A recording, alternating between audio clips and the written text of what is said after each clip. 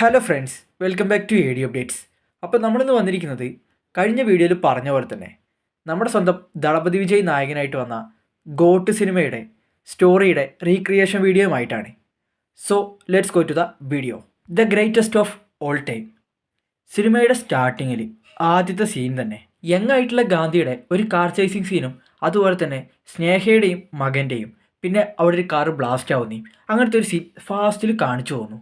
പെട്ടെന്ന് ഗാന്ധി കണ്ണുറക്കുന്നു. അതായത് ഏജ്ഡ് ആയിട്ടുള്ള ഗാന്ധി വീട്ടിൽ നിന്ന് ഉറങ്ങുമ്പോൾ കണ്ട ഒരു സ്വപ്നമായിരുന്നത്. അങ്ങനെ ഗാന്ധി എണീച്ച് ഒരു കോഫിയൊക്കെ ഉണ്ടാക്കി നേരെ കാറെടുത്ത് മകളെ കൂട്ടാൻ വേണ്ടി പോവുകയാണ്. അവിടെ വെച്ചിട്ടാണ് അറിയുന്നത് വൈഫായിട്ടുള്ള സ്നേഹിയും ഗാന്ധിയും തമ്മിൽ സെപ്പറേറ്റഡ് ആയിട്ടാണ് ജീവിക്കുന്നത്.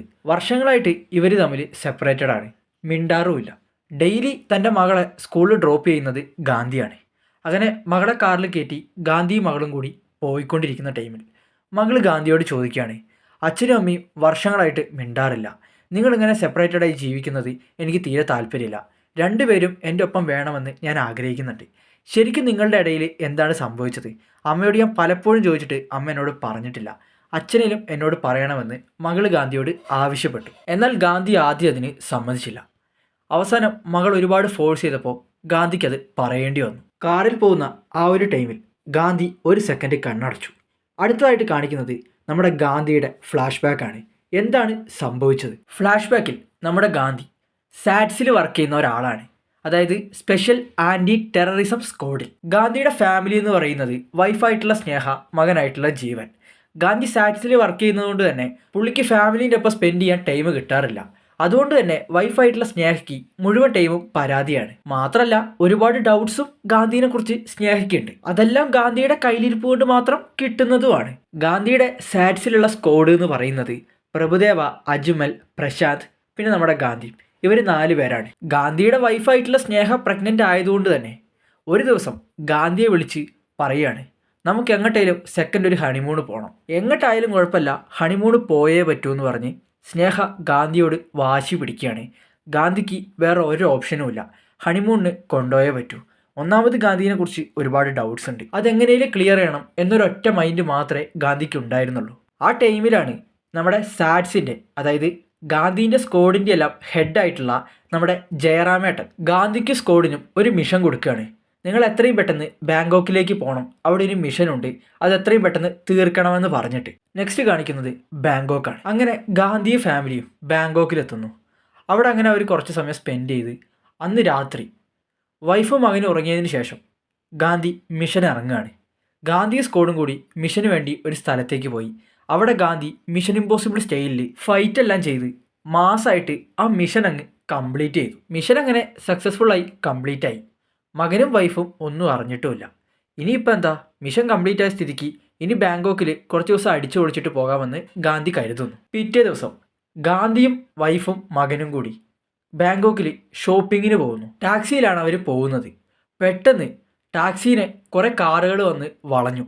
എന്നിട്ട് ടാക്സിയിലുള്ള ഡ്രൈവറെ വെടിവെച്ച് വന്നു. പെട്ടെന്ന് ഗാന്ധി ഫാമിലീനെയും കൂട്ടി ആ ടാക്സി എടുത്ത് അവിടുന്ന് എസ്കേപ്പ് ആവാൻ നോക്കി. എന്നാൽ വില്ലന്മാർ കാറിൽ ഗാന്ധിനെയും ഫാമിലിയും ചേസ് ചെയ്ത് വരുന്നുണ്ടായിരുന്നു. ഗാന്ധി സ്ക്വാഡും കഴിഞ്ഞ ദിവസം സക്സസ്ഫുള്ളായി കംപ്ലീറ്റ് ചെയ്ത ആ മിഷൻസിലുള്ള വില്ലന്മാരായിരുന്നു ഗാന്ധിനെയും ഫാമിലിനെയും ചേസ് ചെയ്ത് വന്നത്. ഗാന്ധി എങ്ങനെയോ സാറ്റ്സിലുള്ള ആളാണെന്ന് വില്ലന്മാർക്ക് മനസ്സിലായി. അതുകൊണ്ട് ഗാന്ധിനെയും ഫാമിലിനെയും എങ്ങനെയും തീർക്കണം, അതായിരുന്നു വില്ലന്മാരുടെ മോട്ടീവ്. അങ്ങനെ ബാങ്കോക്കിൽ വെച്ച് ഗാന്ധിയുടെ വക ഒരു ഭീകര കാർ ചേസിങ് സീൻ. അങ്ങനെ ഗാന്ധിയും ഫാമിലിയും പോയിക്കൊണ്ടിരുന്ന കാർ വില്ലന്മാരുടെ കാറുമായിട്ട് ഇടിച്ച് ആക്സിഡന്റ് ആവുന്നു. പെട്ടെന്ന് പ്രഭുദേവ വന്ന് വില്ലന്മാരെല്ലാം ഷൂട്ട് ചെയ്ത് ഗാന്ധിനെയും ഫാമിലിനെയും ആശുപത്രിയിലേക്ക് ആംബുലൻസിൽ കയറ്റി വിടുന്നു. സ്നേഹ പ്രഗ്നന്റ് ആയതുകൊണ്ട് തന്നെ പെട്ടെന്ന് തന്നെ ഡെലിവറി നടത്തണമെന്ന് ഡോക്ടർ ഗാന്ധിയോട് പറയുന്നു. അങ്ങനെ സ്നേഹയെ ഡെലിവറിക്ക് വേണ്ടി റൂമിലേക്ക് മാറ്റും. ആ ടൈമിലാണ് ഗാന്ധി ചിന്തിക്കുക, ജീവൻ അവിടെ, ജീവൻ മിസ്സിംഗ് ആണ്. ഗാന്ധി അവിടെയൊക്കെ അന്വേഷിച്ചിട്ടും ജീവനെ കണ്ടെത്താൻ സാധിക്കില്ല. അപ്പോഴാണ് ഗാന്ധി തൻ്റെ സ്ക്വാഡിലുള്ള ഫ്രണ്ട്സിനോട് ചോദിക്കുന്നത് ജീവൻ എവിടെയെന്ന്. അപ്പോൾ ഫ്രണ്ട്സ് പറയും, കാർ ആക്സിഡൻ്റ് ആയ ടൈമിൽ ജീവൻ കാറിൽ ഉണ്ടായിരുന്നില്ല, നീയും വൈഫും മാത്രമേ ഉണ്ടായിരുന്നുള്ളൂ, അതുകൊണ്ടാണ് ഞങ്ങൾ നിങ്ങളെ മാത്രം ഹോസ്പിറ്റലിൽ എത്തിച്ചത്, അവിടെയൊക്കെ ജീവനെക്കുറിച്ച് അന്വേഷിച്ചു, എന്നാൽ ജീവനെ കണ്ടെത്താൻ സാധിച്ചില്ല എന്ന് സ്ക്വാഡിലുള്ള ഫ്രണ്ട്സും ഗാന്ധിയോട് പറയുന്നു. അതോടെ മൊത്തത്തിൽ തകർന്നിരിക്കുന്ന ഗാന്ധിയെയാണ് പിന്നെ നമ്മൾ കാണുന്നത്. അങ്ങനെ വൈഫായിട്ടുള്ള സ്നേഹയുടെ ഡെലിവറി കഴിഞ്ഞു. ഗാന്ധിക്ക് സ്നേഹിക്കും ഒരു പെൺകുഞ്ഞ് ജനിച്ചു. അങ്ങനെ കുഞ്ഞിനെയും വൈഫിനെയും കാണാൻ വേണ്ടി ഗാന്ധി റൂമിലേക്ക് കയറുന്നു. തകർന്ന് കരഞ്ഞുകൊണ്ട് തൻ്റെ മുന്നിൽ നിൽക്കുന്ന ഗാന്ധിയെ കണ്ട് സ്നേഹ ചോദിച്ചു, ആരാണ് നമ്മളെ കൊല്ലാൻ വന്നത്? എന്താണ് ഉണ്ടായത്? ആരാണ് അവരൊക്കെ? ഹണിമൂൺ ആഘോഷിക്കാനല്ലേ നമ്മൾ ഇങ്ങോട്ട് വന്നത്? പിന്നെ നിന്റെ ഫ്രണ്ട്സൊക്കെ എങ്ങനെയാണ് ഇവിടെ എത്തിയത്? അവരുടെ കയ്യിൽ ആ ഗണ്ണൊക്കെ കണ്ടല്ലോ. ആരാണ് ശരിക്കും നിങ്ങളൊക്കെ? അവിടെ വെച്ച് ആ സത്യം ഗാന്ധി സ്നേഹയോട് തുറന്ന് പറയുകയാണ്. താനും ഫ്രണ്ട്സും സ്പെഷ്യൽ ആൻറ്റി ടെററിസം സ്ക്വാഡിൽ വർക്ക് ചെയ്യുന്ന ആൾക്കാരാണ്. മിഷന്റെ ഭാഗമായിട്ടാണ് ബാങ്കോക്കിലേക്ക് വന്നത്. ഇതുപോലെയൊന്നും ഒരിക്കലും ആകുമെന്ന് ഒരിക്കലും കരുതിയില്ല എന്ന് പറഞ്ഞ് സ്നേഹയോട് ഗാന്ധി ക്ഷമ ചോദിച്ചു. ഇത് കേട്ട സ്നേഹ തൻ്റെ ഭർത്താവായ ഗാന്ധി ഇത്രയും കാലം തന്നോട് നുണ പറയുകയാണെന്നറിഞ്ഞ് മൊത്തത്തിൽ തകർന്നുപോയി. എന്നാൽ തങ്ങൾക്കൊരു പെൺകുഞ്ഞുണ്ടായെന്നുള്ള സന്തോഷത്തിൽ സ്നേഹ അതെല്ലാം ഗാന്ധിയോട് ക്ഷമിച്ചു. ഇനി ഇതുപോലെ നുണകളൊന്നും പറയരുത്, എന്തുണ്ടായാലും എന്നോട് പറഞ്ഞിട്ട് പോകണമെന്ന് ഗാന്ധിയോട് സ്നേഹ പ്രോമിസ് എല്ലാം വാങ്ങി. പെട്ടെന്നാണ് സ്നേഹ ആ കാര്യം ആലോചിക്കുന്നത്. ജീവനവിടെ? ഗാന്ധിയോട് ചോദിച്ചു, ജീവനവിടെ? അത് കേട്ട് കരഞ്ഞുകൊണ്ട് ഒന്നും പറയാണ്ട് നിൽക്കുന്ന ഗാന്ധിയെ കണ്ട് സ്നേഹ മൊത്തത്തിൽ പേടിച്ച് വിറച്ചുപോയി. ഗാന്ധി സ്നേഹയോട് പറഞ്ഞു, ജീവൻ മിസ്സിംഗ് ആണ്, എവിടെയാണെന്ന് അറിയില്ല. ഞങ്ങൾ കുറേ അന്വേഷിച്ചു, CCTV ഫുട്ടേജൊക്കെ നോക്കി, എവിടെയും ജീവനെ കണ്ടെത്താൻ സാധിച്ചില്ല. ആക്സിഡന്റ് നടന്നപ്പോൾ കാറിലും ജീവനില്ലായിരുന്നു. ഇത് കേട്ട സ്നേഹ മൊത്തത്തിൽ പൊട്ടിത്തെറിച്ച അവസ്ഥയായിരുന്നു. തൻ്റെ ഭർത്താവിൻ്റെ മിഷന്റെ ഭാഗമായിട്ടാണ് എല്ലാവരും ബാങ്കോക്കിൽ എത്തിയത്. തൻ്റെ ഭർത്താവ് കാരണമാണ് ആക്സിഡന്റ് ഉണ്ടായതും അതുപോലെ തന്നെ തൻ്റെ മകനായിട്ടുള്ള ജീവൻ മിസ്സായതും. ഇതും ആലോചിച്ച് എൻ്റെ മകനെ താ എന്ന് പറഞ്ഞ് ഗാന്ധിയുടെ കോളറിൽ പിടിച്ച് സ്നേഹ പൊട്ടിക്കരഞ്ഞു. അതിനുശേഷം സ്നേഹ പറഞ്ഞു, ഇനി നമ്മൾ തമ്മിൽ ഒരു ബന്ധവുമില്ല. നീ ഒറ്റൊരുത്തൻ കാരണമാണ് എൻ്റെ മകനെ എനിക്ക് നഷ്ടപ്പെട്ടത്. ഇനി എൻ്റെ മകളെയും കൂടി എനിക്ക് നഷ്ടപ്പെടുത്താൻ പറ്റില്ല. ദയവ് ചെയ്ത് ഞങ്ങളുടെ ലൈഫിൽ നിന്ന് നീ പോയി തരണമെന്ന് ഗാന്ധിയോട് കരഞ്ഞുകൊണ്ട് സ്നേഹ പറഞ്ഞു. ഇതോടെ ഫ്ലാഷ് ബാക്ക് എൻഡ്. ഇനി പ്രസൻറ്റ് ഡേ. ഫ്ലാഷ് ബാക്ക് പറഞ്ഞു കഴിഞ്ഞപ്പോഴേക്കും ഗാന്ധിയുടെ മകളുടെ കണ്ണെല്ലാം നിറഞ്ഞിരുന്നു. തൻ്റെ അച്ഛൻ ആൻറ്റി ടെററിസം സ്ക്വാഡിൽ വർക്ക് ചെയ്ത ഒരാളാണെന്ന് അറിഞ്ഞപ്പോഴേ മകൾ ഞെട്ടി. മകൾ ഗാന്ധിയോട് ചോദിച്ചു, ആൻറ്റി ടെററിസം സ്ക്വാഡിലെ ഏജൻ്റായ അച്ഛനാണോ ഇപ്പോൾ പാസ്പോർട്ട് ഓഫീസിൽ ചെന്ന് വർക്ക് ചെയ്യുന്നത്?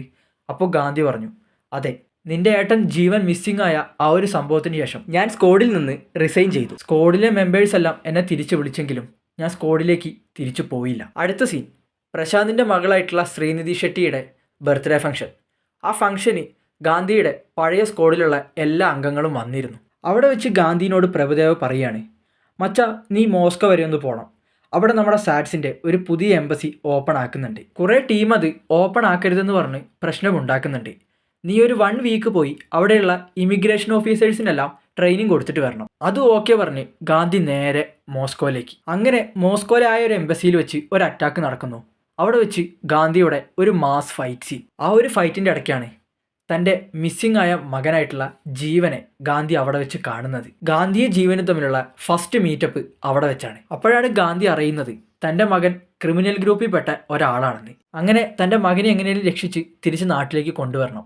അവിടെ വെച്ച് ഒരു ഗ്യാങ്ങുമായിട്ട് ഗാന്ധിയും മകനും തമ്മിൽ ഫൈറ്റ് ഉണ്ടാവുന്നു. ഒരു ചേസിങ് എല്ലാം കഴിഞ്ഞ് ഗാന്ധിയും മകനും നേരെ നാട്ടിലേക്ക് വരുന്നു. ഇവിടെയാണ് എൻ്റെ ഗോട്ട് സിനിമയിലെ ഫസ്റ്റ് സോങ് ഞാൻ പ്ലേസ് ചെയ്യുന്നത്. അതായത് ചിന്ന ചിന്ന കൺകൾ എന്ന് പറഞ്ഞ ആ ഒരു സോങ്. എനിക്ക് ഗോട്ടിൽ ആകെ ഇഷ്ടമുള്ളത് 2 സോങ്സാണ്. ഒന്ന് മട്ട സോങ്, രണ്ടാമത്തത് ഈ ചിന്ന ചിന്ന കൺകൾ. അതുകൊണ്ട് ഈ 2 സോങ് മാത്രമേ ഞാൻ ഈ സിനിമയിൽ ഇപ്പോൾ യൂസ് ചെയ്യുന്നുള്ളൂ. അങ്ങനെ തൻ്റെ മകനെ തിരിച്ചു കിട്ടിയ സന്തോഷത്തിൽ ഗാന്ധിയും സ്നേഹിയും വീണ്ടും ഒന്നിക്കുന്നു. അങ്ങനെ സോങ് എല്ലാം കഴിഞ്ഞ് ഗാന്ധി കാറിലിരിക്കുമ്പോൾ പെട്ടെന്ന് ജയറാമിൻ്റെ ഒരു കോള് വരികയാണ് ഗാന്ധിക്ക്. ജയറാം വിളിച്ചിട്ട് ഗാന്ധിയോട് പറയുകയാണ്, എത്രയും പെട്ടെന്ന് നിൻ്റെ ലൊക്കേഷൻ എനിക്ക് അയക്കണം, എനിക്ക് നിന്നെ അർജൻറ്റായിട്ട് കാണണമെന്ന്. അങ്ങനെ ഗാന്ധിയുടെ ലൊക്കേഷൻ അയക്കുന്നു. അപ്പോൾ വീണ്ടും ജയറാം വിളിച്ചു പറയും, ഞാൻ നിൻ്റെ തൊട്ടടുത്ത് തന്നെ ഉണ്ട്, 10 മിനിറ്റിനുള്ളിൽ നിൻ്റെ അടുത്തേക്ക് റീച്ച് ആവുമെന്ന്. അപ്പോൾ ഗാന്ധി പറയാണ്, വേണ്ട സാർ, ഞാൻ നിങ്ങളുടെ അടുത്തേക്ക് വരാമെന്ന് പറയും. അപ്പോൾ ജയറാം പറയും, എൻ്റെ അടുത്തേക്ക് വരണ്ട, കുറച്ച് റിസ്ക് ഉള്ള സംഭവമാണ്, അതുകൊണ്ട് ഞാൻ തന്നെ നിൻ്റെ അടുത്തോട്ട് വന്നോളാമെന്ന് ജയറാം ഗാന്ധിയോട് പറയുന്നു. അങ്ങനെ 10 മിനിറ്റ് കഴിയും, 20 മിനിറ്റ് കഴിയും. ജയറാമിനെ കാണാണ്ടാവുമ്പോൾ ഗാന്ധിക്ക് എന്തോ ഡൗട്ട് അടിക്കും. പെട്ടെന്ന് ജയറാമിനെ വിളിക്കുമ്പോൾ ജയറാം കോൾ എടുത്ത് ഗാന്ധിയോട് പറയും, ഞാൻ മെട്രോ സ്റ്റേഷനിലാണ് ഉള്ളത്, ആരും എന്നെ പുറകെ കൊല്ലാൻ വരുന്നുണ്ട്, നീ പെട്ടെന്ന് വാന്ന് ഗാന്ധിയോട് പറയും. എന്നിട്ട് കോളും കട്ടാവും. നെക്സ്റ്റ് സീൻ മെട്രോ ഫൈറ്റ് സീനാണ്. ജയറാമിനെ ഹെൽമെറ്റ് ഇട്ട് കൊല്ലാൻ വന്നയാൾ ഗാന്ധിനെ അടിച്ചിട്ട് ജയറാമിനെയും കൊന്നിട്ട് കൂളായിട്ട് സ്റ്റേഷനിൽ കൂടെ നടന്നു പോകും. ഗാന്ധി പുറകെ പോവുമെങ്കിലും ആളെ പിടിക്കാൻ പറ്റില്ല. അവിടെ വെച്ചിട്ടാണ് ഇൻ്റർവെല്ലിലെ ആ ഒരു ട്വിസ്റ്റ് റിവീൽ ചെയ്യുന്നത്. ആ ഹെൽമെറ്റ് ഇട്ടിട്ട് വന്ന ആൾ വേറെ ആരുമല്ല, ഗാന്ധിയുടെ സ്വന്തം മകനായിട്ടുള്ള ജീവനാണ് ജയറാമിനെ കൊന്നത്. അവിടെ വെച്ചിട്ട് വില്ലനെ റിവീൽ ചെയ്യുന്നു. ഇതാണ് സിനിമയുടെ ഇൻ്റർവെൽ ബ്ലോക്ക്. ഗോഡ് സിനിമയുടെ ഇൻ്റർവെൽ ബ്ലോക്ക് എനിക്ക് പ്രത്യേകിച്ച് വലിയ പ്രശ്നമായിട്ടുള്ളതൊന്നും തോന്നിയില്ല. സംഭവം പ്രെഡിക്റ്റബിൾ ആണെങ്കിലും നൈസായിരുന്നു. അതുകൊണ്ടാണ് എൻ്റെ ഈ കഥയിലും ഞാൻ ഗോട്ടിൻ്റെ അതേ ഇൻ്റർവെൽ ബ്ലോക്ക് വെച്ചത്. ഗൈസ്, അപ്പോൾ ഇൻ്റർവെൽ വരെയുള്ള സ്റ്റോറി മാത്രമേ ഞാൻ ഇന്നത്തെ വീഡിയോയിൽ പറയുന്നുള്ളൂ. അതായത് ഫസ്റ്റ് ഹാഫിലെ സ്റ്റോറി മാത്രം. കാരണം ഗോട്ടിൻ്റെ ഫസ്റ്റ് ഹാഫിൽ ഞാൻ ചെറിയ ചെറിയ ചേഞ്ചസേ വരുത്തിയിട്ടുള്ളൂ. കാരണം എനിക്ക് ഏറ്റവും കൂടുതൽ കണക്റ്റ് ആയത് ഗോട്ടിൻ്റെ ഫസ്റ്റ് ഹാഫാണ്. അത്യാവശ്യം നല്ല രീതിക്ക് എനിക്ക് ഫസ്റ്റ് ഹാഫ് ഇഷ്ടമായി. കുറച്ചൊക്കെ നെഗറ്റീവ്സ് ഉണ്ടെങ്കിലും ഫസ്റ്റ് ഹാഫ് കൊള്ളായിരുന്നു. എനിക്ക് തീരെ പിടിക്കാത്തത് സെക്കൻഡ് ഹാഫാണ്. സെക്കൻഡ് ഹാഫ് ഞാൻ കംപ്ലീറ്റ് ചേഞ്ച് ആക്കാൻ പോവുകയാണ്. ഗോട്ട് സിനിമയുടെ സെക്കൻഡ് ഹാഫേ ആയിരിക്കില്ല ഞാൻ പറയുന്ന സെക്കൻഡ് ഹാഫ്. ഒരു വെറൈറ്റി സംഭവമാണ് പിടിക്കുന്നത്. അതിന് കുറച്ച് ടൈം എടുക്കും. പിന്നെ ഞാൻ ഇതുപോലുള്ള വീഡിയോസ് ചെയ്യുന്നത് ഫസ്റ്റ് ടൈമാണ്. അപ്പോൾ എന്തെങ്കിലുമൊക്കെ മിസ്റ്റേക്സ് ഉണ്ടെങ്കിൽ എല്ലാവരും കമൻറ്റിൽ പറയുകയും ചെയ്യണം. എന്നാലും എനിക്കത് തിരുത്താൻ പറ്റൂ. പിന്നെ പാർട്ട് 2 വേണ്ടവരൊക്കെ കമൻറ്റ് ചെയ്യുക, വീഡിയോ ലൈക്ക് ചെയ്യുക. പാർട്ട് 1നെ കുറിച്ചിട്ടുള്ള നിങ്ങളുടെ അഭിപ്രായം മസ്റ്റായിട്ട് കമൻറ്റ് ചെയ്യണം. ചാനൽ എല്ലാവരും സബ് ചെയ്ത് സപ്പോർട്ട് ചെയ്യുക. So see you the next video guys. By.